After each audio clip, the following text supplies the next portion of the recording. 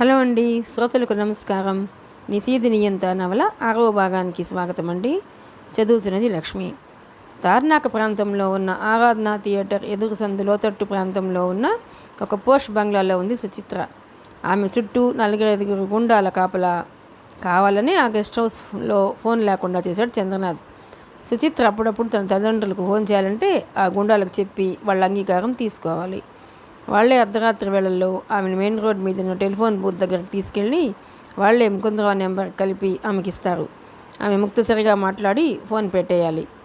అప్పుడు సమయం ఉదయం 7 గంటలు. సుచిత్ర అప్పటికే లేచి తలస్నానం చేసి కొత్త బట్టలు కట్టుకుని దేవుడి గదిలోకి వెళ్ళి హారతి వెలిగించింది. అది వెలిగిన క్షణంలోనే ఆరిపోయింది. ఆమె ముఖం పాలిపోయింది. పాప భీతితో ఆమె పెదాలు వణికాయి. తను పెద్ద తప్పు చేసి ఒక అమాయకుడిని మృత్యు వైపు నెట్టినందుకు ఆమె అనుక్షణం గిల్టీగా ఫీల్ అవుతోంది. స్త్రీ సహజమైన పాపభీతితో వేదనతో ఆమె కదిలిపోయింది. వేగంగా వెనక్కి వచ్చి సోఫాలో కూలబడిపోయింది. తనకి వివేక్కి తేడా ఏముంది? అతను జైల్లో ఉన్నాడు, తను జైల్లో ఉంది. అతనికి మృత్యువు ఖాయమైపోయింది. తను బయటకు వెళ్ళిన మరుక్షణం తనకు మృత్యువు ఖాయమైపోతుంది. తను చేయని నేరాన్ని తను ఎందుకు నొప్పుకున్నాడు? కింద కోర్టులోనే నేరాన్ని నొప్పుకున్నారు. పై కోర్టులో అప్పీల్ కోసం ఎలా వెళ్తాడు? అందుకే కోర్టు వెంటనే ఉరిశిక్ష వేసేసింది. ఇక మిగిలింది తను బయటపడి అతన్ని కాపాడడం. అది జరిగే పని కాదు. తనెవరికి ఫోన్ చేసే అవకాశం లేదు. ఉత్తరం రాసి పోస్ట్ చేసే అవకాశం అంతకంటే లేదు. అసలు వివేక్ తరపున ఎవరైనా పనిచేసే వాళ్ళుంటే వాళ్ళ సహాయంతో తను బయటపడవచ్చు. అలాంటి వాళ్ళెవరూ ఉన్నట్లు ఆనవాళ్లే లేవు. సో ఇక మిగిలింది క్షమాభిక్ష ఒక్కటే. అది మాత్రం ఎలా లభిస్తుంది? రేప్ చేసి చంపి ముఖం చెక్కేయటం క్షమార్హం కావని క్షమాభిక్ష ప్రసాదించకపోవచ్చు. ఆ అమాయకుడిని ఎలా కాపాడటం? సుచిత్ర మూసిన కిటికీలో నుంచి బయటకు చూస్తూ తనలో తనే కుమిలిపోతోంది.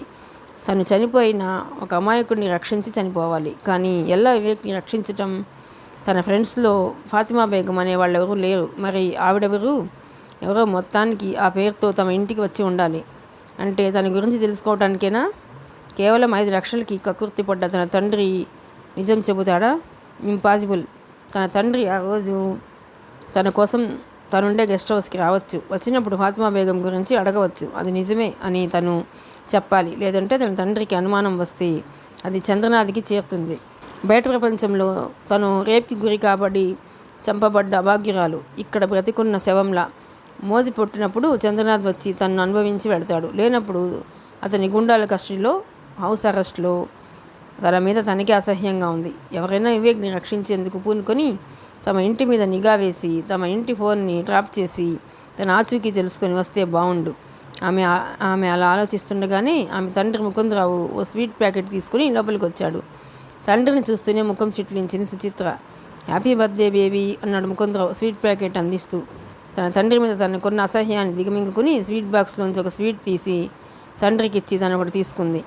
బాధపడకమ్మా, ఇంకెన్ని రోజులు? అటు వివేక్ని ఉరి తీయగానే ఇటు నీ విడుదల. అంతా సవ్యంగా జరిగితే మరో 25 లక్షలు ఖర్చు పెట్టైనా మన కుటుంబాన్ని విదేశాలకు పంపించి అక్కడే సెటిల్ అయ్యేలా చూస్తానన్నాడు చంద్రనాథ్ అన్నాడు ముకుందరావు ఆప్యాయంగా. ఆ క్షణానే తండ్రిని చంపేయాలన్నంత కోపం వచ్చింది సుచిత్రకు. బలవంతం మీద నిగ్రహించుకుంది. తన తండ్రి తాగుడు, ఉమనైజింగ్, గ్యాబ్లింగ్ ఉన్నట్లు తనకు తెలుసు. వాటి కోసం కన్న తండ్రే చేయకూడని పనులు చేస్తుంటే ఆమెకి అసహ్యం కాక మరేముంటుంది? ఫాతిమా బేగమట మొన్న మధ్య వచ్చింది అంటూ అంతా చెప్పాడు ఆయన. సుచిత్ర 6th సెన్స్ ఏదో హెచ్చరించినట్లయింది. క్షణాల్లో తీరుకుని అవునంది మెల్లగా. ఆయన అనుమానం తీరిపోయింది. అంటే ఎవరో వివేక్ని రక్షించేందుకు పూనుకున్నారన్నమాట. రాత్రి మళ్ళీ ఎందుకు ఫోన్ చేశావు? అనుమానం వచ్చాయి అరిస్తే అమ్మ చెప్పింది. అలా చేస్తే ప్రమాదం కాదా? అడిగాడు ఆయన. అది వింటూనే షాక్ తినది సుచిత్ర. తను రాత్రి 2వ సారి ఫోన్ చేసిందా? లేదే. అంటే తనలాగా నటిస్తూ ఎవరో చేసి ఉండాలి. ఎస్, తను ఇప్పుడు జాగ్రత్త పడాలి. తన తండ్రి కిందున్న గార్డ్స్ని కలిసి 2వ సారి ఫోన్ ఎందుకు చేయనిచ్చారని అడగకూడదు. అడిగితే అవతలి వ్యక్తి ట్రాప్ బయటపడిపోతుంది. ఆలోచన వస్తూనే క్షణాల్లో తీరుకొని సుచిత్ర. ఆయన వచ్చే టైం అయింది. నా బర్త్డే కదా, ఈరోజు వస్తానని కబురు చేశారు. నువ్వు త్వరగా వెళ్ళిపో నాన్న అంది సౌమ్యంగా. ముకుందరావు సంతృప్తిగా లేచాడు. ఆయనకి నేను రాత్రి 2వ సారి ఫోన్ చేసినట్లు చెప్పకు. ఏదో అమ్మ బ్లెస్సింగ్స్ తీసుకుందామని గాడ్స్ని బతిమిలాడాను. ఇది ఆయనకు తెలిస్తే నేను గాడ్స్ నువ్వు అంత ప్రమాదంలో పడిపోతాం. త్వరగా వెళ్ళిపో. Thank you for the coming daddy అంది నవ్వుతూ సుచిత్ర. ముకుందరావు క్షణాల్లో అక్కడి నుండి అదృశ్యమైపోయాడు. ఫాతిమా బేగం జాయింట్ అకౌంట్ 22,000 తన తండ్రి తమ్ముడిని తన దగ్గరకు పంపి తనతో సంతకం పెట్టించుకు వెళ్ళటం, వీటన్నిటి వెనుక వివేక్ని రక్షించే ప్రయత్నం ఏదో జరుగుతుండాలి. లేదంటే ఊరికే 20 లక్షలు 22,000 ఎవరిస్తారు? లేదంటే ఊరికే 22,000 ఎవరిస్తారు? తెలివి కల వాళ్ళైతే ఈ పాటికి తను బ్రతికే ఉన్నట్లు గ్రహించే ఉంటారు. తను కావాలనే కొత్త కాగితం మీద సంతకం పెట్టించింది. అసలు తనలో వివేక్ని రక్షించే ప్రయత్నం చేస్తున్నారన్న అనుమానం అప్పటినుంచే బలపడింది. వాళ్ళు తెలివి కల వాళ్ళైతే తనకేదో హింట్ ఇవ్వాలి. తన పొజిషన్ని ఎలాగూ వాళ్ళు గ్రహించే ఉంటారు కనుక. హింట్ ఇస్తే ఎలా ఇస్తారు? పేపర్స్ ద్వారానే, వేరే మార్గమేమీ లేదు. ఆ ఆలోచన వస్తూనే సుచిత్ర అక్కడున్న దినపత్రికల్ని తిరగేయటం ప్రారంభించింది. థ్యాంక్ గాడ్, చంద్రనాథ్ పేపర్స్ని ఎలో చేస్తున్నందుకు అని మనసులో అనుకుంటూ ప్రతి దినపత్రికలోని ప్రతి పేజీని క్షుణ్ణంగా పరిశీలించడం ఆరంభించింది. ముందుగా వేసుకున్న పథకం ప్రకారమే హరికుమార్ భార్య ఇల్లు అద్దెకు దొరుకుతాయో అనే నెపంతో ఉదయం 9 గంటలకు ముకుందరావు ఇంటికి వెళ్ళింది. సరిగ్గా ఆమె తెరిచి ఉన్న ద్వారబంధం నుంచి అడుగు పెడుతుండగానే, అతి త్వరలోనే వెళ్ళిపోతున్నాం, అప్పుడే రామ్, మా వాడిని అమెరికాలో MBA చదివించాలి, వీలైతే అక్కడే సెటిల్ అయిపోతాం, మంచి బేరం ఉంటే చూడు, 1500 చదరపు అడుగుల బిల్డప్ ఏరియా, 10కి తగ్గను ఉంటాను మరి అని ఫోన్ పెట్టేశాడు ముకుందరావు. ఇల్లు అమ్మేస్తున్నారన్నమాట. అందరూ సంతోషంగా కనిపిస్తున్నారు. ముఖ్యంగా సుచిత్ర తమ్ముడు. విషయం అర్థమైపోయింది ఆమెకు. వచ్చినందుకు అనుమానం రాకుండా ఉండేందుకు గాను అద్దె ఇళ్ల గురించి 4 మాటలు మాట్లాడేసి వెనక్కి వచ్చింది హరికుమార్ భార్య. పిట్టలు ఎగిరిపోయే ప్రమాదం ముంచుకొస్తుందన్నమాట, మనం త్వరపడాలి అన్నాడు హరికుమార్. అతని భార్య చెప్పిందంతా విని వాళ్ళు ఇప్పుడు హరికుమార్ ఇంట్లో ఉన్నారు. ఎలా సుచిత్ర చనిపోయిందని కోర్టు నమ్మింది కదా. పాస్పోర్ట్ అవి హరికుమార్ భార్య సందేహంగా అడిగింది. బొంబాయి ఎయిర్పోర్ట్ వాళ్లకు సుచిత్ర ఎవరో తెలుసా?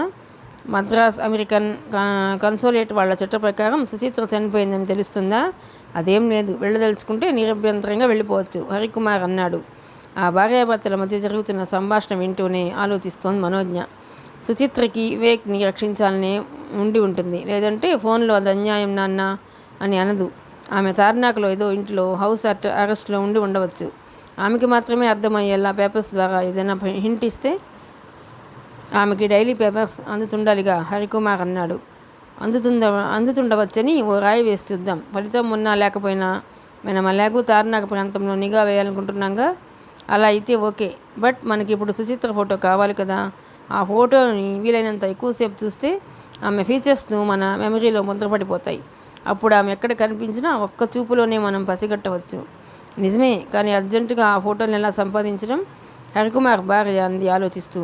మనోజ్ఞ ఏం మాట్లాడలేదు, తీవ్రంగా ఆలోచిస్తోంది. క్షణాలు నిమిషాలు వారి ఆలోచనతో ముడివేసుకుని కరిగిపోతున్నాయి. ఉన్నట్టుండి హరికుమార్ లేచాడు. అతని ముఖంలో ఏదో వెలుగు. యురేకా, ఐ గాట్ ఇట్ అని అరిచాడు అతని ఉద్వేగంతో. ఎలా, ఎక్కడిది ఇస్తుపోతూ అడిగింది మనోజ్ఞ. చెబుతా అంటూ లోపలికి వెళ్ళి బీరువాలో వరుసగా పేల్చిన దినపత్రికల్ని ఒక్కొక్క దాన్ని చూస్తూ మెషిన్ కంటే వేగంగా ముందుకెళ్తున్నాడు. ఆలోపు వాళ్ళిద్దరూ కూడా లోపలికి వచ్చారు. అరగంట ప్రయత్నం తర్వాత పట్టుకోగలిగాడు ఆ పేపర్ని. వెంటనే సిజర్ తీసుకుని ఆ వార్తని కట్ చేసి మనోజ్ఞకి ఇచ్చాడు అతను వణుకుతున్న చేతులతో. దారుణ మానభంగం, హత్య, సుచిత్ర అనే యువతిని రేప్ చేసి ముఖం చెక్కేసిన వివేక్ అనే నరరూప రాక్షసుడికి సెషన్స్ కోర్టు జడ్జి ఉరిశిక్ష విధించారు. కింద హైకోర్టులోనే నేరాన్ని ఒప్పుకున్న ముద్దాయి పై కోర్టుకి అప్పీల్ చేసుకునే అవకాశాన్ని పోగొట్టుకున్నాడు. ఉరిశిక్ష హైకోర్టు ధృవీకరణకు వెళ్ళింది అనే వార్త మధ్యలో వివేక్ ఫోటో, ఆ పక్కనే సుచిత్ర ఫోటో ముద్రించబడి ఉన్నాయి. ఆఫ్సెట్లో ముద్రింపబడటం మూలంగా సుచిత్ర ఫోటో స్పష్టంగా ఉంది. నేను ఈ పేపర్ విషయమే మర్చిపోయాను. ఇందులో సుచిత్ర ఫోటో వేసిన విషయం గుర్తురాక సుచిత్ర ఫోటో సంపాదించాలన్నాను. ఇది చాలు మనకు, ఇక మనకు కావాల్సింది నళిని ఫోటో మాత్రమే అన్నాడు హరికుమార్. వెంటనే ముగ్గురు అప్పటికప్పుడే పక్కనే ఉన్న జిరాక్స్ షాప్ దగ్గరికి వెళ్ళి ఆ కటింగ్ ఇచ్చి 10 కాపీలు తీసేసుకున్నారు. ఇప్పుడు నీ ప్రోగ్రామ్ అడిగాడు హరికుమార్. యాడ్ ఏజెన్సీకి వెళ్ళాలి. మరి తార్నాక రేపటి నుంచి మీరు కొంచెం ఎస్ఐ దీక్షిత్ని పట్టుకొని నళిని వివరాలు, ఫోటో సంపాదించండి. టైం అట్టలేదు, ఈరోజే అయిపోవాలి ప్లీజ్, బాయ్ అంటూ ఆటో ఎక్కింది మనోజ్ఞ. డియర్ సుచిత్ర సేన్, నీ రాక కోసం నీ ఫ్రెండ్ తన ప్రాణాలని అరచేతుల్లో పెట్టుకొని గడుపుతున్నాడు. నువ్వు రాకపోతే అతని ప్రాణాలు పోవటం ఖాయం. కనీసం రేపు ఒకసారి రాత్రి 9 గంటల ప్రాంతంలో ఫోన్ చేయి.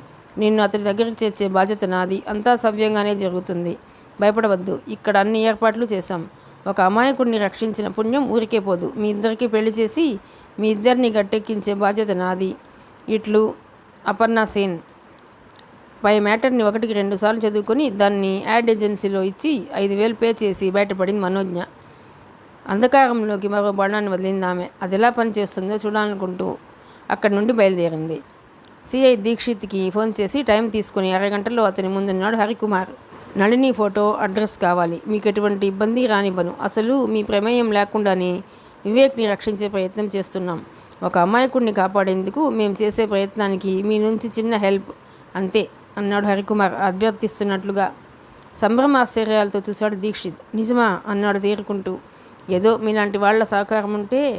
అయితే పదండి అన్నాడు దీక్షిత్ లేస్తూ. ఎక్కడికి అర్థం కాక అడిగాడు హరికుమార్. నళిని వెల్ఫేర్ సెంటర్ ప్రాంతంలో ఉండేది. ఆ ఏరియా మెహదీపట్నం క్రాస్ రోడ్స్లో ఉన్న గుడి మల్కాపూర్ పోలీస్ స్టేషన్ పరిధిలోకి వస్తుంది. ఆ స్టేషన్ ఎస్ఐ నాకు ఫ్రెండే. అతన్ని కలిస్తే వివరాలన్నీ అవే బయటకు వస్తాయి అంటూ స్టేషన్ బయటకు నడిచాడు దీక్షిత్. ఆ మరుక్షణం వాళ్ళిద్దరూ ఎక్కిన స్కూటర్ మెహదీపట్నం చౌరాస్తాకేసి దూసుకుపోయింది. నవంబర్ నెల చివరి వారంలో నళిని అనే అమ్మాయి అదృశ్యమైపోయింది. బెంగళూరు క్యాంపుకని వెళ్ళి తిరిగి రాలేదు. గుడి మల్కాపూర్ స్టేషన్ ఎస్ఐ చెప్పాడు. నళిని ఎక్కడ పనిచేసేది అడిగాడు హరికుమార్. జితేంద్రనాథ్ ఇండస్ట్రీలో అసిస్టెంట్ కంపెనీ సెక్రటరీగా పనిచేసేది. వాళ్ళ సంభాషణ మౌనంగా వింటూ కూర్చున్నాడు దీక్షిత్. అంటే చంద్రనాథ్ ఫాదర్? ఎగ్జాక్ట్లీ. మరి మీకు అతని మీద అనుమానం రాలేదా? మా దీక్షిత్కి కూడా అనుమానం వచ్చింది. అయితే ఏం చేయగలిగాడు? అదే నేనైనా చేయగలిగేది. వివేక్, సుచిత్ర, నళిని ఒకే ఆఫీస్లో పనిచేసేవారు. ఈ ఉప్పుంటే మా చేతులకు కనిపించని సంఖ్యలు లేకుంటే ఏదో ఒకటి చేసేవాళ్ళం. విభ్రాంతిగా చూశాడు హరికుమార్. ముగ్గురు ఒకే ఆఫీస్లో చేసేవారా? నమ్మలేక అడిగాడు హరికుమార్. అవును. మరి నళిని అదృశ్యమైపోతే ఆమె తల్లిదండ్రులు కేసు పెట్టలేదా? పెట్టారు. మరి రేప్ మర్డర్ జరగడానికి 10 రోజుల ముందే నళిని కిడ్నాప్కి గురైంది. నిజానికి చంద్రనాథే ఆమెను దాచి ఉంటాడు. అంతా ప్లాన్డ్గా చేశాడు చంద్రనాథ్. నళినికి అవుట్ స్టేషన్ డ్యూటీ వేయించి ఆమె బెంగళూరు బయలుదేరేలా చేశాడు. నళిని స్వతహాగా ధైర్యస్తురాలు కావటం మూలంగా జబ్బార్ ట్రావెల్స్లో ఒకతే బెంగళూరు బయలుదేరింది. బయలుదేరే ముందు బెంగళూరులో ఉంటున్న తన క్లాస్మేట్కు ఫోన్ కూడా చేసింది బస్టాండ్కి రమ్మని. ఆ తర్వాత ఏమైందో ఎవరికీ తెలియదు. ఆమె బెంగళూరు బస్టాండ్లోనే దిగిందని Jabbar travels bus driver, conductor చెప్పారు. కానీ ఆమె బెంగళూరులో ఉన్న తన ఫ్రెండ్ని కలవలేదు. వాళ్ళ తల్లిదండ్రులు కేసు పెట్టాక మేము ఇన్వెస్టిగేట్ చేశాం. బెంగళూరు కూడా వెళ్ళి నళిని ఫ్రెండ్ని కూడా కలిసాం. ఆమె తనకేమీ తెలియదన్నది. నళిని రిసీవ్ చేసుకోవడానికి ఆ బస్ ప్యాసింజర్స్ని దింపేసి పోర్ట్ బి రోడ్డుకి వెళ్ళిపోయిందట. అదే విషయాన్ని అమ్మాయి ఫోన్ చేసి ఇక్కడున్న నళిని తల్లిదండ్రులకు చెప్పింది. నళిని అటు ఆమె పనిచేసే కంపెనీ బ్రాంచ్ ఆఫీస్కి వెళ్ళలేదు, ఇటు ఆమె ఫ్రెండ్ ఇంటికి వెళ్ళలేదు. మరేమైనట్లు ఇంతవరకు అంతుపట్టలేదు. నళిని మిస్ అయిందని వెతకమని అటు ఆమె తల్లిదండ్రులు, ఇటు జితేంద్రనాథ్ ఇండస్ట్రీస్ ఎండి చంద్రనాథ్ మా స్టేషన్లో కంప్లైంట్ ఫైల్ చేశారు. మేము తీవ్రంగానే ప్రయత్నించాం, కానీ ఫలితం లేకపోయింది. ప్రస్తుతం కేసుని క్లోజ్ చేసే ప్రయత్నంలో ఉన్నాం. ఎందుకని టక్కున అడిగాడు హరికుమార్. ఒత్తిడి, పైనుంచి అలా చేయమని ఒత్తిడి వస్తోంది. దీని వెనుక ఉన్నదెవరో, ఎందుకు అప్పుడే కేసుని క్లోజ్ చేయమంటున్నారు మేము అడగకూడదు అంతే నిట్టూరుస్తున్నాడు station SI. If you don't mind Nalini photo ఉంటే ఇస్తారా? ష్యూర్ అని లేచి పక్క గదిలోకి వెళ్ళి బీరువా తెరిచి ఒక ఫోటో తెచ్చి హరికుమార్కి ఇచ్చాడా SI. Thank you very much mister SI, Harikumar లేస్తూ అన్నాడు. వెల్కమ్. మా పై వాళ్ళ ఒత్తిడి మూలంగా మేము నిజాయితీగా మా బాధ్యతల్ని నెరవేర్చలేకపోతున్నాం. దీక్షిత్ అయినా నేనైనా అంతే. ఒక్కోసారి మా ఉద్యోగాల మీద మాకే విరక్తి పుడుతోంది. మా అధికారుల్లో ఎవరో ఎక్కడో ఎంతో కొంత తినడం, మా మీద ఒత్తిడి తేవడం, కేసుని హషస్ చేసేయమని బెదిరించడం, లేదంటే ట్రాన్స్ఫర్ ఇంక్రిమెంట్స్ కట్ చేయాలని ఉన్నా ఏం చేయగలం చెప్పండి అంటూ వాళ్ళిద్దరినీ సాగనంపేందుకు స్టేషన్ బయట వరకు వచ్చాడు ఆ ఎస్ఐ. ఆ వయసుకి అతనిలో తను చేస్తున్న వృత్తి పట్ల ఏహతాభావం కూడుకున్న నిర్లిప్తత, చేసే అధికారం ఉన్నా ఏమీ చేయలేని నిస్సహాయత, కనిపించని సంకెళ్ళు ఆ అధికారి చేతల్ని కట్టేస్తే ఇక సమాజానికి మేలెలా జరుగుతుంది? హరికుమార్ ఎందుకో ఆ అధికారి కళ్ళ లోతుల్లో కనిపించిన నిస్తేజాన్ని తలుచుకొని బాధపడ్డాడు క్షణం. ఆ వెంటనే ఒక సత్యాన్ని నిరూపించడానికి ప్రపంచాన్ని చుట్టేస్తున్న మనోజ్ఞకు తను విలువైన సమాచారాన్ని తీసుకెళ్తున్నందుకు సంతోషించాడు. ఆమె హరికుమార్ తీసుకురాబోయే సమాచారం కోసం ఎదురు చూస్తూ అసహనంగా తన గదిలో పచారీ చేస్తోంది. నిద్రలేమి వల్ల ఆమె కళ్ళు మూతలు పడుతున్నాయి. నిస్సత్తువ, నీరసం, మరి నిలబడలేక మంచం మీద కూలబడిపోయింది. ఆమె నెత్తికెత్తుకున్న శారీరక శ్రమని భరించలేకపోతోంది. ఆమె సుకుమారమైన శరీరం అప్పటి వరకు తనను వెన్నంటే ఉంటున్న నమ్మకాన్ని, ఆత్మవిశ్వాసాన్ని ప్రయత్నపూర్వకంగానే కాపాడుకుంటూ పోటీ చేసుకుంటూ వస్తోంది. ఒకవేళ సుచిత్ర దొరకకపోతే ఆ ఆలోచన వస్తూనే చికురుటాకులా వణికిపోయింది. దొరకకపోతే స్వార్థ పరశక్తుల వెనుక దాగున్న నిజాన్ని తాను బయటకు తీయగలదా? ప్రపంచం నివ్వెరపోయేలా చేయగలదా? ఏదో తడబాటు, మరేదో సందిగ్ధత, సందేహం తలెత్తినప్పుడల్లా జారిపోబోతున్న నమ్మకాన్ని పిడికిళ్ళు బిగించి ప్రాణాన్ని ఉగ్గబట్టుకొని వెనక్కి లాక్కుంటున్న భావన. అంతలో కాలింగ్ బెల్ మోగింది. మెరుపు కన్నా వేగంగా వెళ్ళి తలుపుల్ని విసురుగా లోపలికి లాగింది. ఎదురుగా చిరునవ్వుతో హరికుమార్. ఒక్క క్షణం ఆమె కుదుటపడింది. ఆ వెనుక పోలీస్ డ్రెస్లో ఎవరో. దీక్షిత్ అని చెప్పానుగా, ఈయనే.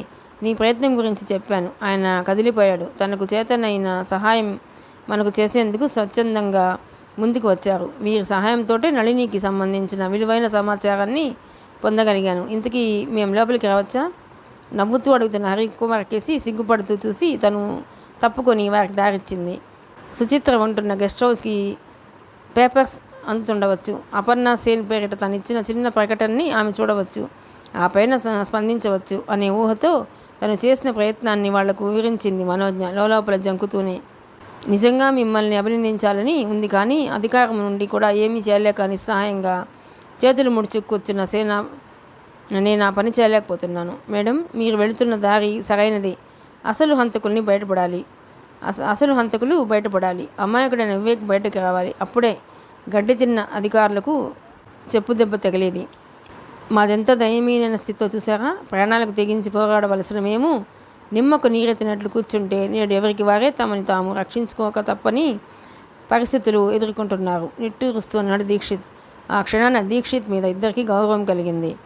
అసత్యాన్ని సత్యమని బుకాయించకుండా, ఎలాంటి హిపోక్రసీ లేకుండా ఉన్నదిన్నట్లు చెప్పుకోగల అధికారులు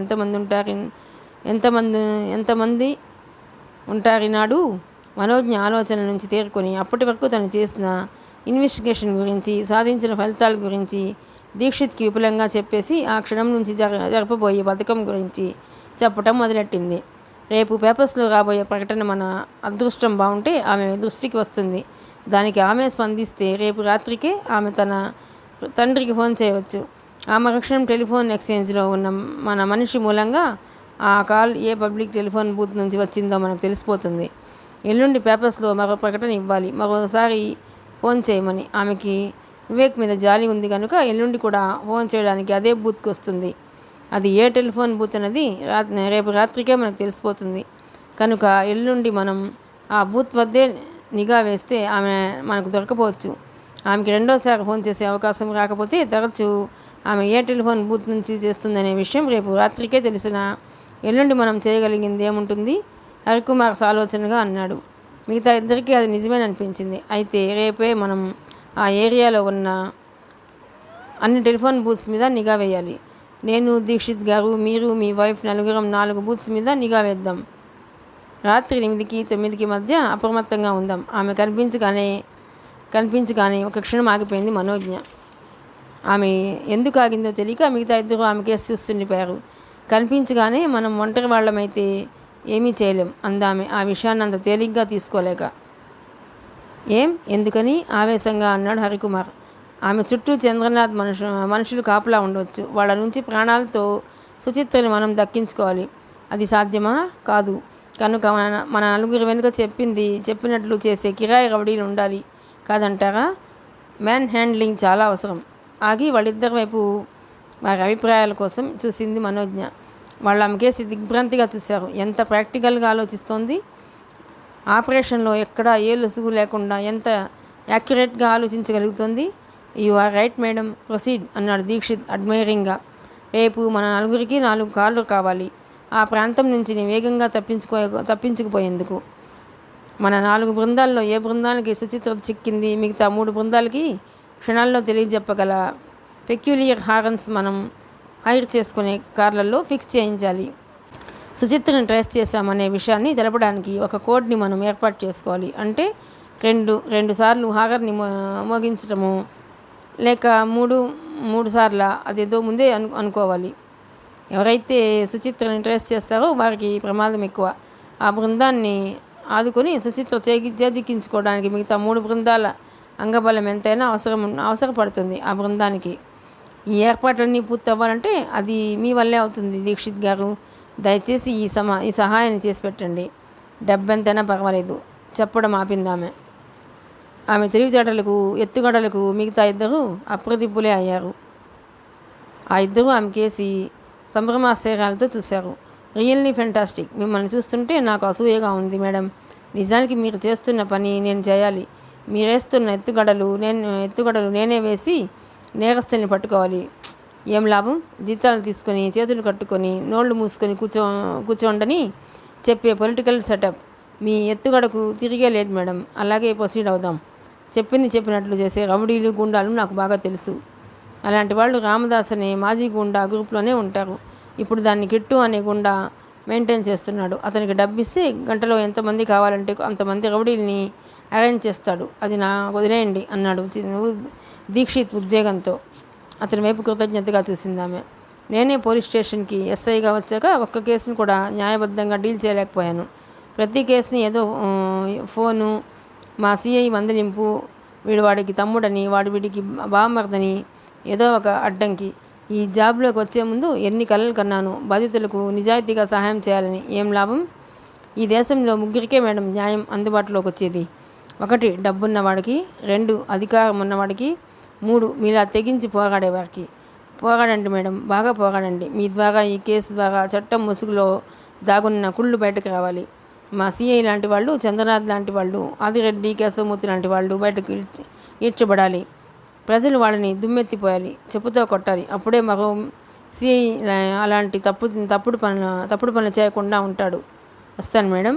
అతని గుండె లోతుల్లో పేరుకుపోయిన నిస్సహాయత, కసి, ఉక్రోషం, ఆవేశం రూపంలో బయటపడ్డాయి.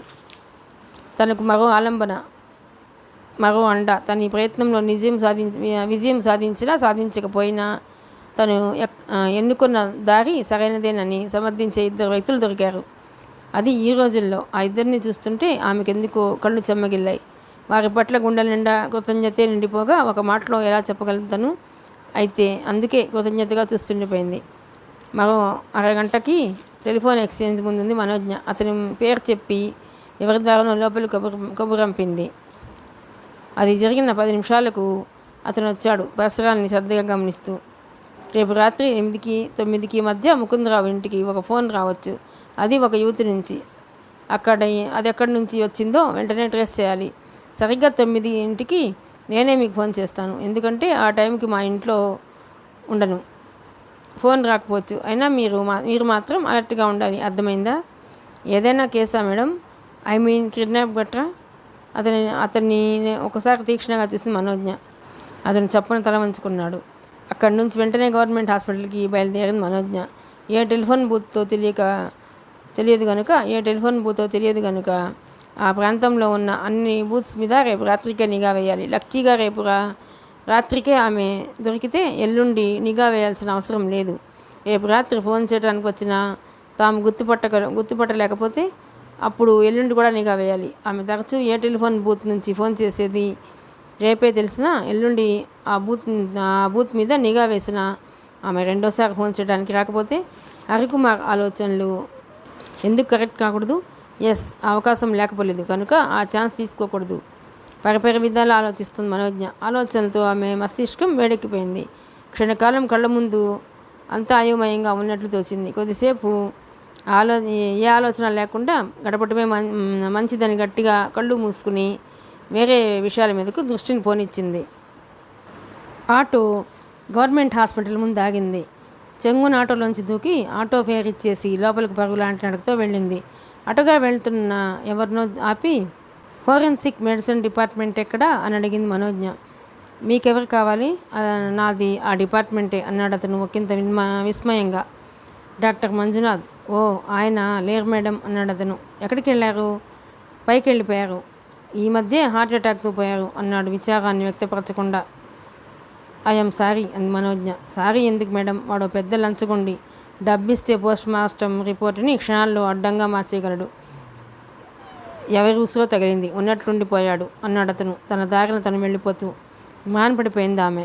ఆ రిపోర్ట్తో తనకంతగా పని లేకపోయినా వివేక్ని ఉరికంబం ఎక్కించే ప్రయత్నంలో అది ఒక భాగమే కనుక చూద్దామనుకుంది.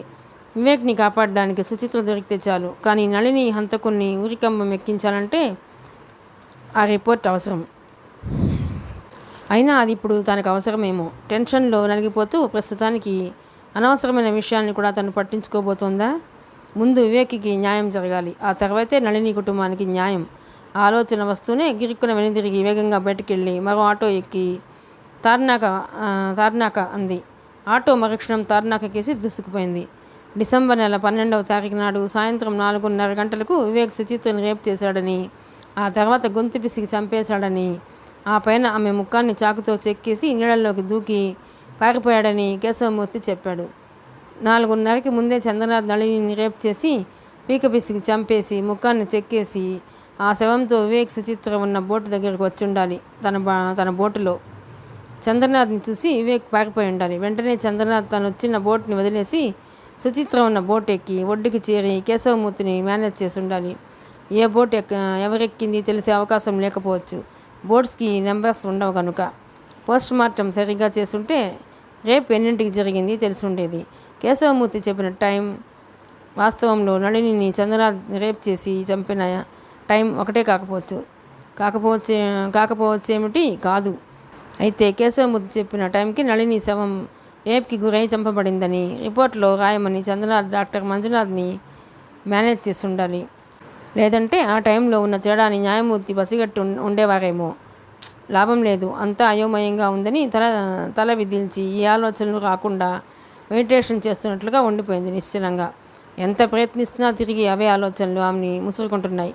అరగంటకి ఆటో తార్నాక చేరుకుంది. ఏమైంది, ఏమైనా తెలిసిందా? పైపంచని సర్దుకుంటూ అడిగాడు జస్వంతరావు. లేదు సార్, మన వాళ్ళు రామదాస్ మీద అటాక్ చేశారని తెలిసి వాళ్ళని పనిష్మెంట్ క్రింద సాలటరీలో ఉంచారట. కొన్నాళ్ల పాటు వాళ్ళు ఆ సెల్లులో మగ్గవలసిందే. మామూలు ఖైదీల్లా సెల్స్లోంచి బయటకు వచ్చి జైలు ఆవరణలో తిరగడానికి వీల్లేదని వర్తమానం వచ్చింది. ఒకంత విచారంగా అన్నాడు భవానీ.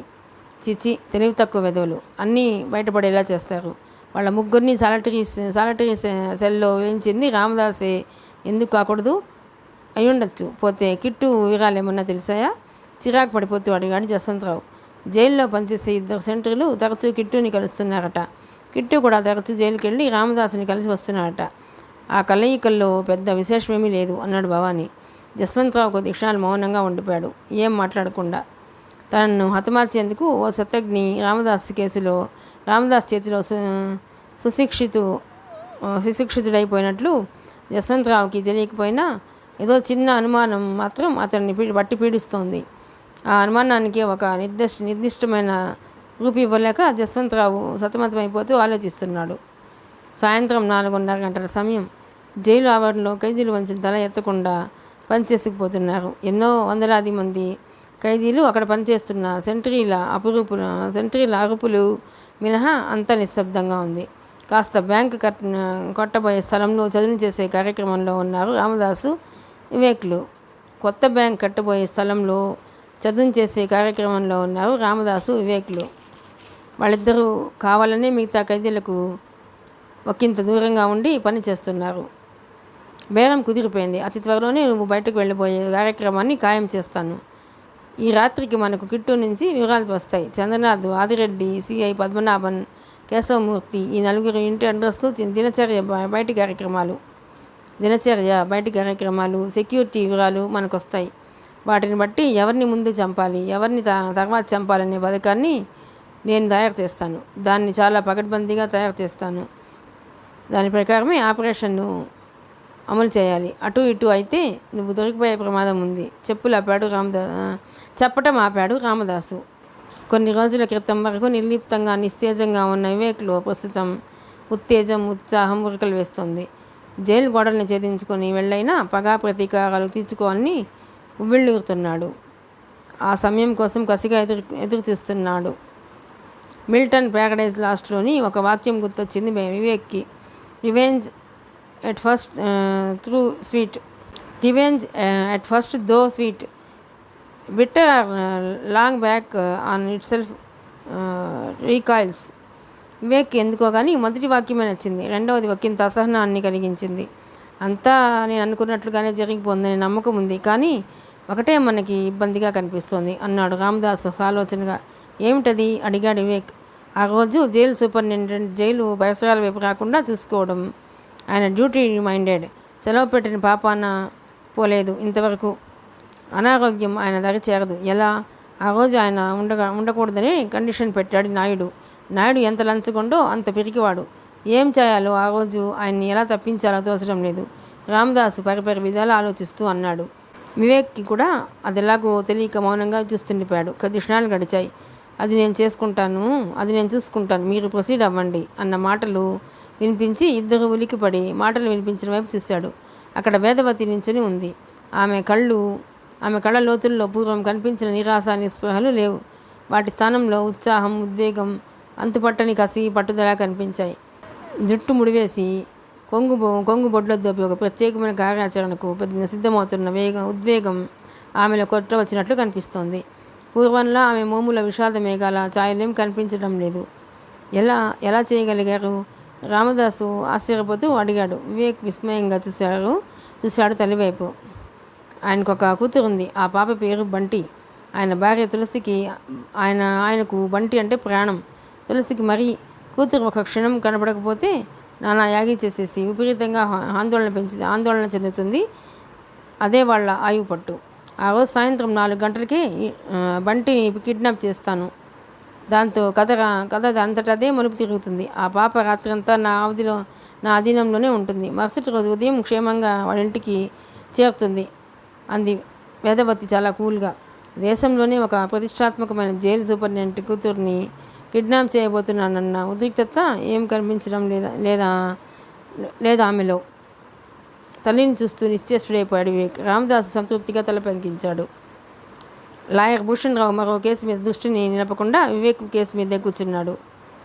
ఎలాగైనా ఒక నిర్దోషిని మరణశిక్ష నుంచి విముక్తి కలిగించాలి. అదే పట్టుదలతో ఏవేవో రిఫరెన్స్లు తిరిగేస్తూ నోట్స్ తయారు చేసుకుంటున్నాడు. మనోజ్ఞ సాయంత్రం 7 గంటల వరకు తార్నాక ప్రాంతంలో తిరిగి 7 పబ్లిక్ టెలిఫోన్ బూత్స్ని ట్రేస్ చేసింది. Centre of cellular molecular biology campus గోడ కానుకుని ఉన్న 2 బూత్స్ మీదే ఆమెకు అనుమానం వచ్చింది. దాదాపు 200 ఎకరాలున్న biology campus Tarnaka Uppal road మీద ఉంది. దాని ప్రాంగణం విశాలంగా ఉండటమే కాక దాని ప్రహరీ గోడ మెలికలు తిరిగిపోయింది. దాన్ని ఆనుకునే 5-6 పోస్ట్ కాలనీలు ఉన్నాయి. వాటిల్లోనే ఎక్కడో చంద్రనాథ్ గెస్ట్ హౌస్ ఉండాలనుకుంది. అనుమానం వచ్చిన 2 బూత్స్లో ఎంక్వైరీ చేయాలనుకుని కూడా తొందరపాటు మరేదన్నా సమస్యకి దారితీయవచ్చని వెనుదిరిగింది. రాత్రి 8 గంటలకు మనోజ్ఞ ఇంట్లో హరికుమార్, అతని భార్య ఎస్ఐ దీక్షిత్ మనోజ్ఞతో సమావేశమయ్యారు. 9 గంటల వరకు ఎవరేం చేయాల్సింది చెప్పి 25,000 తీసి దీక్షిత్కి ఇచ్చింది ఆమె. జనరల్, ఆల్రెడీ కిట్టు అనే రౌడీతో మాట్లాడాను. రాత్రి 10 గంటలకు మాట్లాడుకున్న 25,000 ఇస్తానన్నాను. అతని పాటికి 32 మంది కిరాయి గుండాల్ని అరేంజ్ చేసే ఉంటాడు అని ఒక క్షణమాగి, చెడుని ప్రత్యక్షంగా ఎదుర్కొని మంచిని కాపాడలేక చివరకు చెడుతో చేతులు కలిపాను. నా మీద నాకే ఆశ్చర్యంగా ఉంది. ఏదైతేనేం ఒక అమాయకుడిని చట్టపరంగా కాపాడలేక ఈ విధంగా చేసిన పాపాన్ని కడుక్కుంటున్నాను. అందుకు అవకాశం కల్పించిన మీకు నేను కృతజ్ఞతలు జరుపుకుంటున్నాను అన్నాడు దీక్షిత్. మంచి ద్వారా చెడును సహకరించలేకపోయినా చెడు ద్వారా మంచిని కాపాడుకోగలుగుతున్నాం అన్నాడు హరికుమార్ లేస్తూ. బాగా గుర్తుపెట్టుకోండి, మనం నలుగురం 4 బూత్స్ మీద, మా అమ్మ నాన్న చెరొక బూత్ మీద నిఘా వేస్తే మిగిలిన బూత్ మీద రేపు ఉదయం రాబోతున్న నా మిత్రుడు సుధాకర్ బండారి నిఘా వేస్తారు. మన ఒక్కొక్కరికి 4 గుండాలు చొప్పున సహాయంగా ఉంటారు. మిగిలిన 9 నాకు అనుమానం వచ్చిన ఆ 2 బూత్స్ మీద అదనంగా ఉంటారు. కార్లని అడిగింది మనోజ్ఞ దీక్షిత్ వైపు చూస్తూ. 7 అంబాసిడర్ కార్లను నేను హరికుమార్ సిద్ధం చేశాం.